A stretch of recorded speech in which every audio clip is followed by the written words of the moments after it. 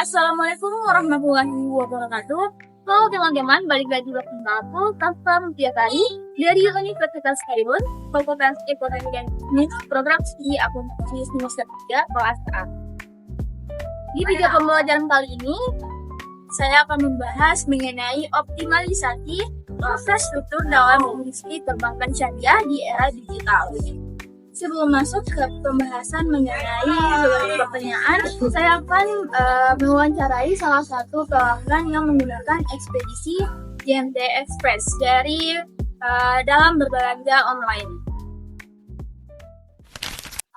Baik teman-teman, di sini saya sudah berada di JMT Express di Kelurahan Gambisi. Di sesi wawancara kali ini saya akan mewawancarai seorang pelanggan yang menggunakan ekspedisi dari JMT Express. Sebelumnya, ingin tahu dengan saya, dan di sini saya sudah bersama Kak Intan, dan saya akan menanyakan beberapa pertanyaan mengenai optimalisasi infrastruktur perbankan syariah di era digital. Baik Kak, di pertanyaan pertama saya ingin pesan bagaimana pengalaman Kakak dalam berbelanja online. Yang ini pengalaman saya dalam berbelanja online.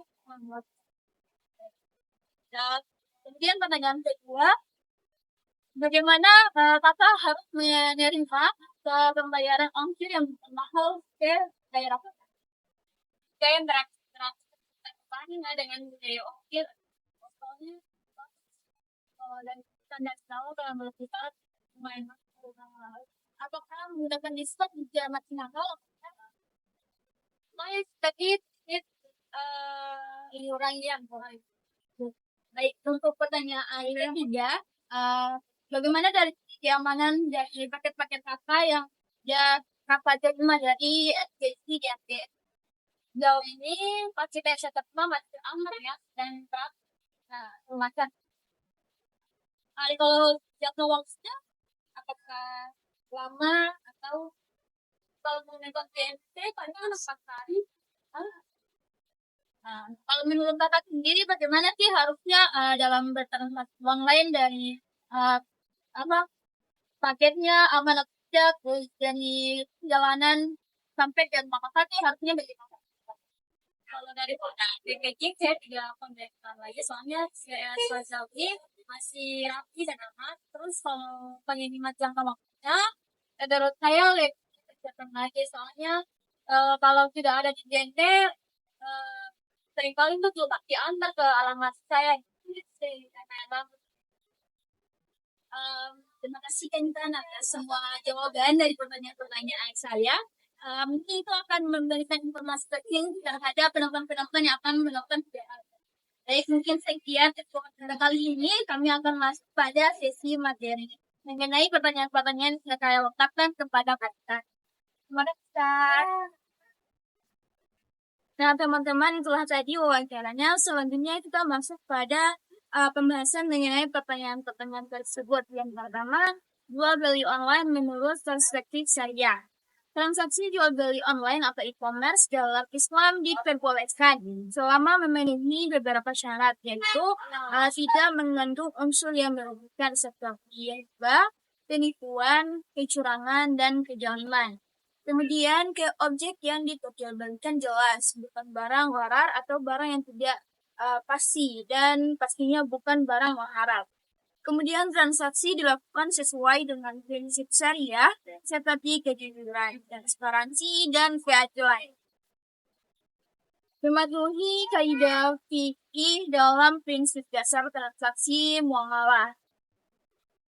Dalam mazhab as-Syafi'i, jual beli online diperbolehkan dengan syarat barang telah disaksikan terlebih dahulu.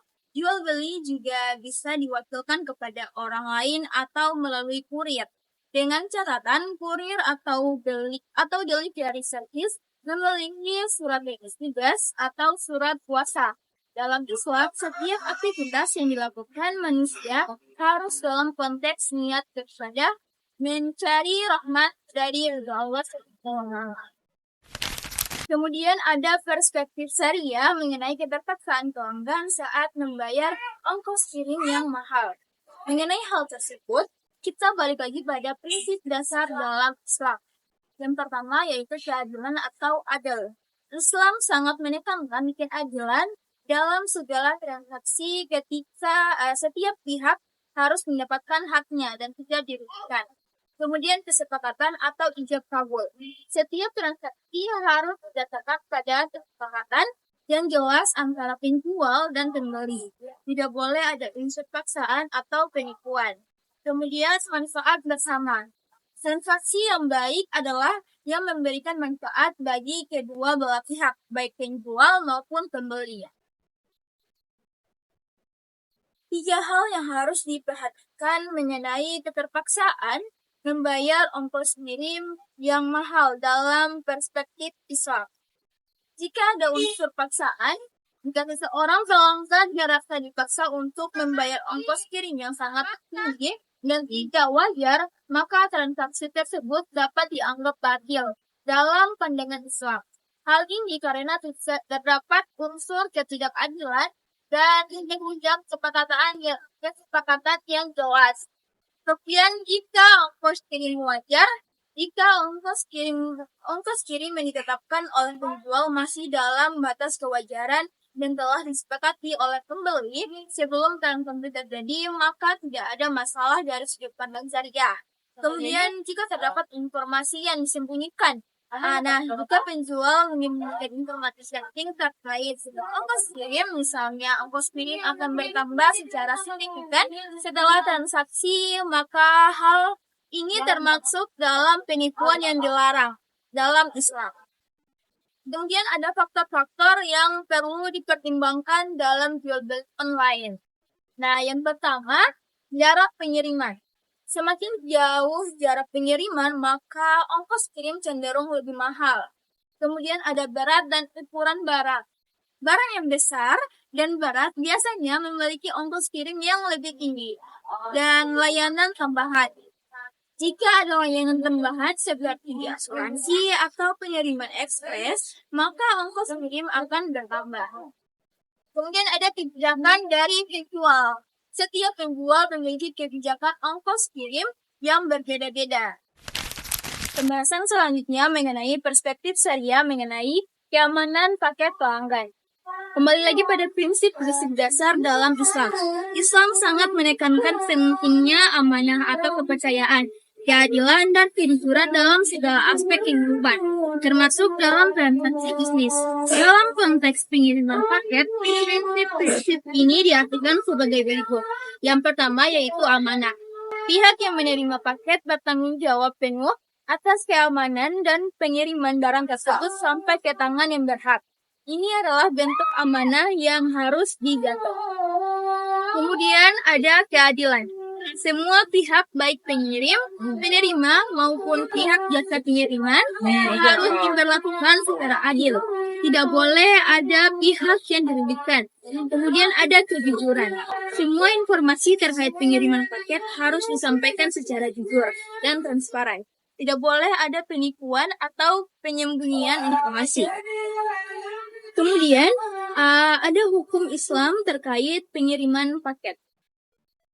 Secara umum, pengiriman paket dapat dikategorikan sebagai bentuk akad titipan atau biasa dikenal dengan wadiah atas sewa menyewa atau ijarah. Dalam kedua akad ini terdapat kewajiban bagi pihak yang menerima titipan atau penyewa untuk menjaga dan merawat barang titipan atau yang disewa. Yang pertama yaitu wadiah. Jika pengiriman paket lagi bersifat, maka pihak jasa pengiriman bertanggung jawab menjaga keamanan paket sampai ke tangan penerima. Kemudian ijarah. Untuk jika pengiriman paket melibatkan pembayaran jasa, maka pihak jasa pengiriman memiliki kewajiban yang lebih besar untuk menjaga keamanan paket karena mereka menerima imbalan atas jasa tersebut. Kemudian ada perlindungan konsumen dalam perspektif syariah. Islam sangat memperhatikan perlindungan konsumen. Dalam hal pengiriman paket, perlindungan konsumen meliputi yang pertama yaitu hak untuk mendapatkan informasi. Konsumen berhak mendapatkan informasi yang lengkap dan jelas tentang proses pengiriman paket. Kemudian ada hak untuk mendapatkan keamanan. Konsumen berhak atas keamanan barang yang dikirim. Kemudian ada hak untuk mendapatkan ganti rugi. Jika terjadi kehilangan atau kerusakan barang, konsumen berhak mendapatkan ganti rugi yang sesuai. Nah, kemudian ada dari perspektif syariah, perusahaan jasa pengiriman perlu memperhatikan hal-hal berikut. Standar operational prosedur atau yang singkat SOP harus jelas. SOP harus mencakup prosedur penanganan, penyimpanan, dan pengiriman paket yang aman. Kemudian ada asuransi. Perusahaan perlu menyediakan asuransi untuk melindungi paket yang hilang atau rusak. Dan ada pelayanan pelanggan yang baik.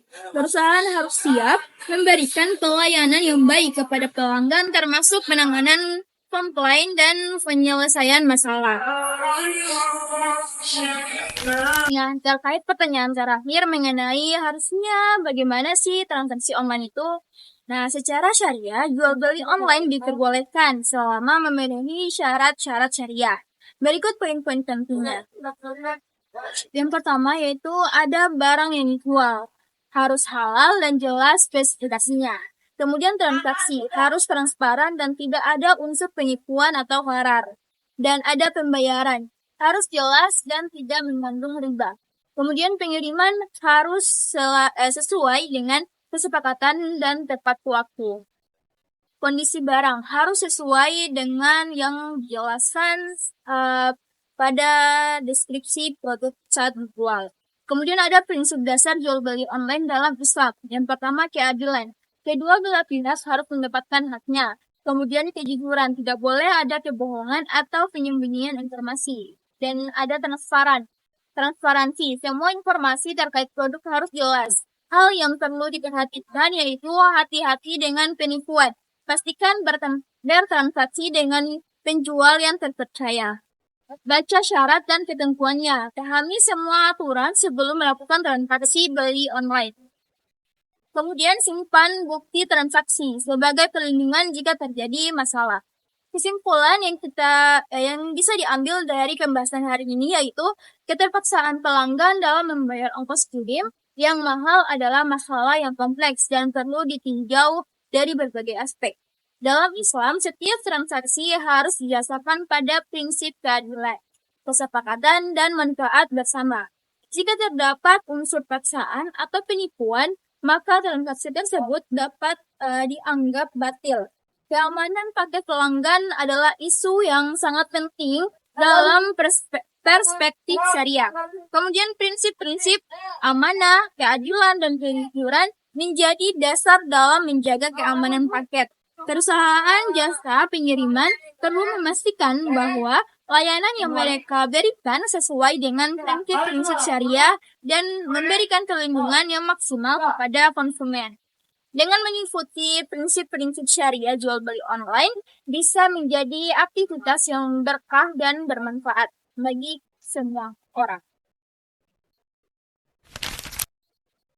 Baik teman-teman, itu tadi pembahasan mengenai optimalisasi infrastruktur dalam industri perbankan syariah di era digital. Saya sudah melontarkan beberapa pertanyaan mengenai pembahasan kali ini kepada salah satu pelanggan yang menggunakan ekspedisi JNT Express dalam berbelanja online.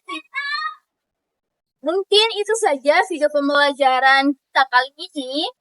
Semoga bermanfaat buat kalian semua yang menonton video ini. Jangan lupa subscribe, like, comment, and share. Wassalamualaikum warahmatullahi wabarakatuh. Bye-bye.